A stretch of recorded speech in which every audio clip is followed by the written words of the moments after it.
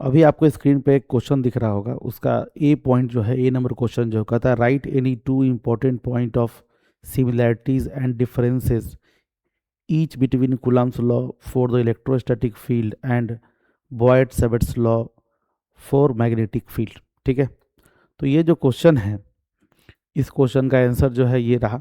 ठीक है, आप इसको मतलब डिटेल में है ये, आप चाहे तो थोड़ा छोटा बड़ा भी कर सकते हैं।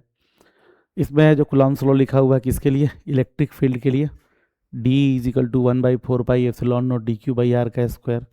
इस फॉर्मेट में क्यों लिखा है, क्योंकि आपका बॉयड-सैविट्ज लॉ भी इसी फॉर्मेट में होता है, dB के फॉर्मेट में। ठीक है, तो दोनों लिख लिया है, dB equal to μ0/4π ideal sine θ/r²।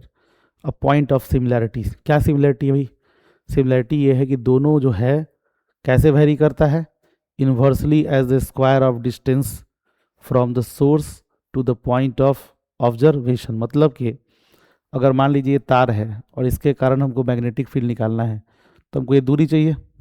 ठीक है, ये दूरी चाहिए, तो इस दूरी के स्क्वायर के इन्वर्सली प्रोपोर्शनल ये भी है, और इस दूरी के स्क्वायर के इन्वर्सली प्रोपोर्शनल ये भी है। दूसरा नंबर क्या कहता है कि both electric and magnetic field described by these laws are long range field.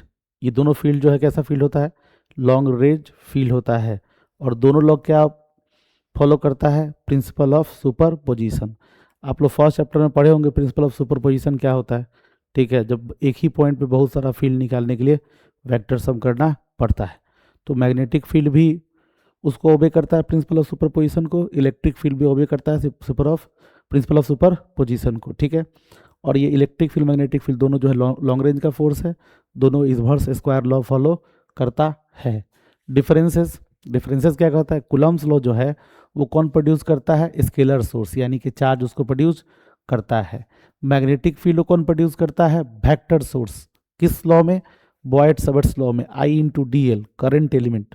Current element एक क्या है, करंट एलिमेंट एक वेक्टर सोर्स है। ठीक है, अब देखिए electric field acts long the line joining the charge and the field point. मतलब कि अगर मान लीजिए चार्ज है, ये dq चार्ज है, और आपको यहाँ पे इलेक्ट्रिक फील्ड निकालना है, तो इलेक्ट्रिक फील्ड इसी लाइन के अलोंग होगा।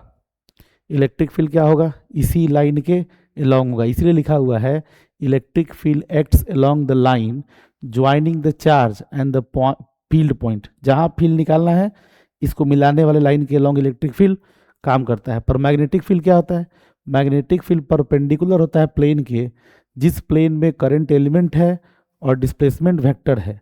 आप याद करिए, मान लीजिए कि ये करंट है, यही करंट एलिमेंट है, ये आर है, आपको यहाँ मैग्नेटिक फील्ड निकालना है, तो या तो मैग्नेटिक फील्ड यहाँ क्रॉस होगा, या तो मैग्नेटिक फील्ड यहाँ डॉट होगा। कैसे, राइट हैंड थंब रूल से। देखिए अगर करंट ऊपर है, इसे पकड़िएगा, अंगूठा इधर रखिएगा, तो अंगूठा जो होना चाहिए करंट के डायरेक्शन में होना चाहिए, तो यहाँ मैग्नेटिक फील्ड कहाँ चला गया, अंदर चला गया कि नहीं चला गया। या तो मैग्नेटिक फील्ड इस प्लेन के परपेंडिकुलर अंदर की तरफ होगा, या तो इस प्लेन के परपेंडिकुलर बाहर होगा।